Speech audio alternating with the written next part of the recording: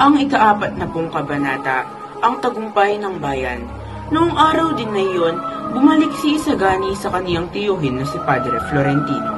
Kakabalik lamang ni Padre Florentino galing sa baybayin ng dagat para itapon ang mga kayamanang naiwan ni Simon. Laking gulat ni Padre Florentino nang madatnan niya sa labas ng kumbento si Isagani. Saka ito tinanong kung bakit ito nagbalik. Ang sabi naman ng binata na si Isagani, "Bumalik po ako dito para hanapin ang aking mga kaibigan at pati na din si Basilio at ipagpapatuloy po namin ang aming mga pangarap para sa ating bayan." Noong oras din na iyon, hindi alam ni Padre Florentino ang kanyang gagawin. Balisang-balisa siya at hindi maisip kung papatuluyan nga ba si Isagani sa loob ng kumbento dahil nasa loob pa ang labing Simon. Napansin naman ni Isagani ang pagkabalisa ng kanyang tiyo at ito'y kanyang tinanong, "Ayos lamang ho ba kayo? May masakit po ba sa inyo?" "Ayos lang ako, Idyo. Huwag mo akong hintindihin. Pasok na tayo. Ngunit, huwag kang mabibigla sa iyong makikita sa loob." Ani Padre Florentino. Nagtataka man si Isagani sa tugon ni Padre Florentino, tumuloy pa rin siya sa loob ng kumbento.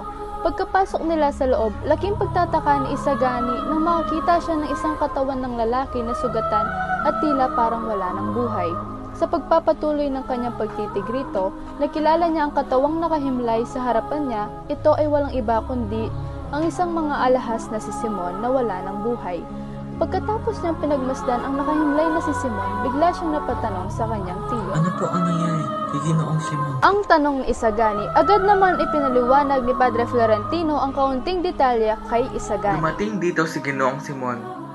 Puno ng pasa sa katawan at daladala niya ang kanyang maleta.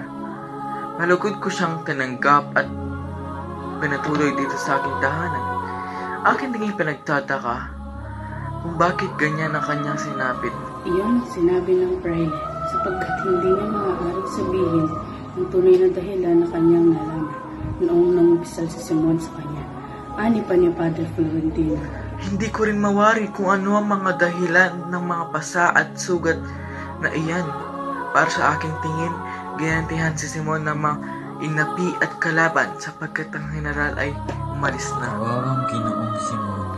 pagkatapos ng pag-uusap ni Padre Florentino at Isagani, agad tumungo si Isagani sa bayan ng Tiyaning, kahit gabi na upang hanapin si Basilio, at para ipaalam rin po ang nangyari kay Simon. Agad naman natagpuan ni Isagani si Basilio, at sinabihan na ni Isagani si Basilio kung anong nangyari kay Simon. "Basilio, nabalitaan mo na ba ang nangyari kay Ginoong Simon?" Kay Ginoong Simon? Ano nangyari kay Ginoong Simon? "Mabuti pa at sumama ka na lang sa akin at ikaw mismo ang makakakita sa kanyang kalagayan." Tugon ni Isagani. Agad tumungo ang magkaibigan sa kumbento ni Padre Florentino at doon nadatnan ni Basilio ang walang buhay na labi ni Simon. Noong mga oras na iyon, lungkot at galit ang naramdaman ni Basilio. Lungkot dahil sa pagkawala ng isang importanteng tao sa buhay niya at galit para sa mga taong gumawa nito kay Simon at iba pa niyang mga mahal sa buhay na minaltrato ng pamahalaan.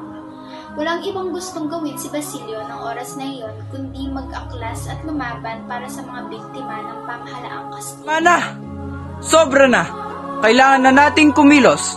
Marami ng mga Pilipino ang mga nasawi dahil sa kagagawan ng mga diablong Espanyol. Yung nasabi ni Basilio sa sobrang galit. Ano ang gagawin natin? Lalaban tayo hanggat di natin sila napapaalis sa sarili nating bansa. Noong gabi ding iyon, bago magpahinga si Isagani at Basilio, kinausap sila ni Padre Florentino at isa sa mga napag-usapan nila ay ang kanilang plano at ang mga naiwang kayamanan ni Simon. Sinabi rin ni Padre Florentino kung saan niya itinapon ang mga kayamanan na naiwan. Kinabukasan, agad tumungo ang magkaibigan sa may karagatan para hanapin ang mga kayamanan. Sa awa ng Panginoon, agad nila itong nakita dahil hindi ganoon kataas ang alon ng umagang iyon. Bukas magaganap ang planong pagsalakay ni Isagani at Basilio sa pamahalaan. Sa ngayon, inipon muna nila ang mga taong bayan, mga kabataan at ang mga naiwang tauhan ni Cabezang Tales. Hapon na araw na iyon, bago ang nakatakdang pagsalakay na gagawin, walang ibang ginawa ang grupo ni Isagani at Basilio kung hindi mangalap ng mga armas, sandata at pagkain gamit ang naiwang kayamanan ni Simon. Pagsapit ng gabi, naghanda na ang lahat para sa pagsalakay ng sambayanang Pilipino laban sa mga Kastila. Humiwalay si Basilio sa kanyang grupo at pumunta sa tahimik na lugar at nag-isip-isip siya rito. Nalala niya ang kanyang ina, kapatid, si Huli, si Simon o si Ibarra, ang iba pa niyang mahal sa buhay. Nilapitan siya ni Isagani upang patatagin ang loob nito, at para na din sunduin siya dahil nalalapit na ang oras ng pagsalakay. Sa kabilang ibayo, si Padre Florentino at ang iba pang kababayan sa bayan ay walang ginawa kung hindi ang madasal ng mataimtim para sa magiging maayos na pagsasalakay at para na rin makalaya ang bansa sa kamay ng mga mananakop. Pagsapit ng kailaliman ng gabi, tahimik na ang bayan at sa isang iglap, may malakas na pagsabog na naganap. Hudyat na umpisa na ng pagsalakay na gagawin ng bayan. Nagkaisa ang lahat ng mga Pilipino para sa kalayaan ng inang bayan. Naging matagumpay ang pagsalakay na ginawa nila Basilio, na naig na naman ng kabutihan laban sa kasamaan. Nabigyan nila ng katarungan lahat ng mga inapi, inalila at minaltrato ng pamahalaang Kastila. Napatalsik nila ang mga namumunong Kastila rito sa ating bayan, at ito'y kanilang mga ikinulong at ginawang mga bihag. May mga balita na nalaman si Padre Salvi tungkol sa gagawing pagsalakay, kaya agad itong umalis sa bayan at magtago. Ito ay dala ng kanyang takot. Samantala, iniba ni Basilio at Isagani ang kanilang planong paaralan.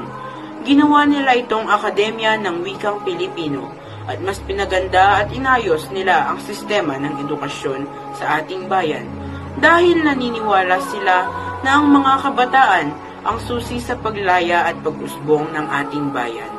Naging maayos na ang lahat at nakapagtapos na din sila sa pag-aaral. At isa na ang ganap na doktor si Basilio. Kami, ang mga kabataan, ang kikilos para sa kalayaan ng inang bayan. Kami, ang mga kabataan na susi sa pag-unlad at pag-asa ng bayan.